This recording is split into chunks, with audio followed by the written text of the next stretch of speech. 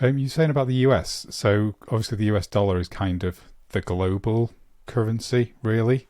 Yeah. If there is one, from the work that you've been doing, do you think there will be a global digital currency, or do you see it still that sovereigns have their own digital currency that maybe they buy from the central bank? Yeah, I mean, so firstly, yes, the US Global Reserve, I think it's sitting on around 68% of all global trade, maybe 65. I don't know, it's corroding a little bit, but 65, 68% of all global trade is made on the US dollar. And the reason for that is because it's stable and secure, right? So, and we can unpack that.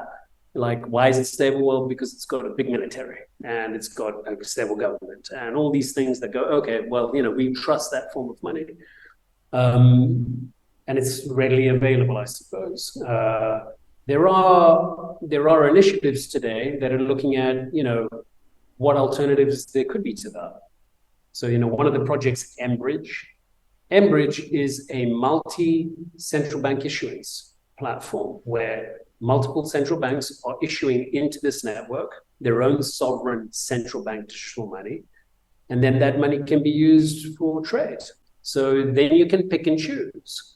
So rather than just default to the global reserve, you might have some smart conditions like, hey, what is the best currency out there today that is going to be the most cost effective and time efficient for this particular transaction?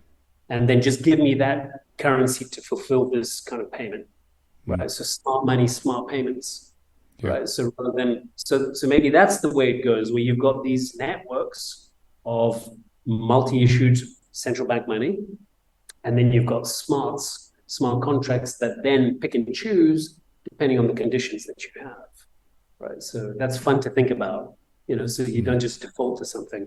And then your exposure is reduced to just that transaction. So it's like, hey, it needs to be stable for the next 30 seconds or 20 seconds, 10 seconds, 5 seconds, whatever it is.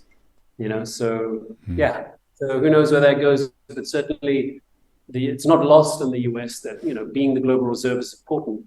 And so, working on certain initiatives to be able to maintain that position is going to be important for the US and the Fed. And one of Yeah. them in particular, you may have seen a project called the Regulated Liability Network. The Hmm. Regulated Liability Network was a project just run recently by the Fed. They released a paper on it just recently, a couple months ago. For those folks that are interested, have a look at that. That paper makes certain steps towards statements around how a digital US dollar may be able to help preserve some of those kind of positions. Yeah. Yeah. Yeah. I guess taking, like you said, taking the strength of the US as a country as a whole Right. and using and applying that in a digital manner. So you're kind Yeah. of keeping that safety, aren't you? Yeah, that makes sense. And making it more liquid, more readily available. Yeah. Yeah.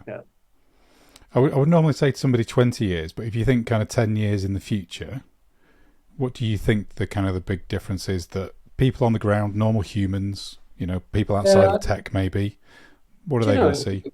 if you went to a dinner party today, 10 of your friends sitting around a table, and you ask them if they know the difference between the £10 in their pocket and the £10 in their Barclays Bank app, Hmm. would they know the difference, do you think? No, they wouldn't care. They wouldn't care. They're like, it's the same thing, right? It's £10, but it's not at all. It's completely different. So those two forms of money are completely different and they carry completely different risk profiles. Hmm. So, 10 years into the future, I don't think the retailer is going to know any different, right? It's like, oh, this is a new form of money, just like the old one, but Yeah. it's got smarts around it. Maybe the retailer will see that there's a smarter form of money. So let me give you an example. So you have a Barclays app, right? Let's just say, so I bank with Barclays.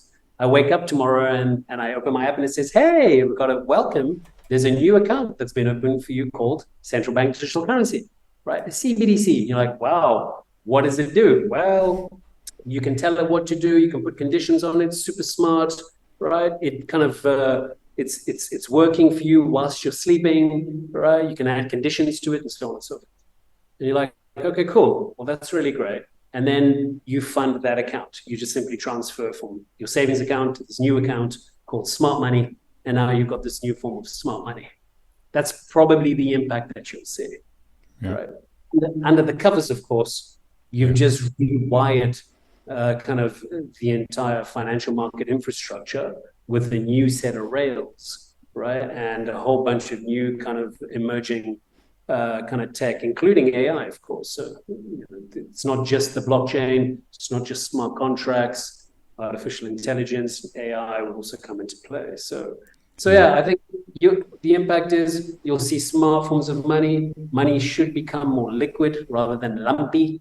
There's a story around, Richard does 8 hours work of every day, and at the end of the month he gets paid. Why doesn't Richard get paid every second that he's working? So, his app is just filling up with money as he's doing the work, right? So it's super liquid. So, it's not going to be like that in 10 years, but you'd imagine that money becomes less lumpy, more liquid, and assets become more digital. Yeah.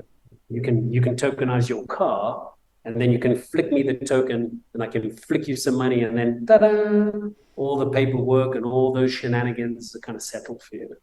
Yeah. I love the fact that you think that I might go to a dinner party and have friends. That's great. 10 of them. 10. That'd be amazing. Not all imaginary.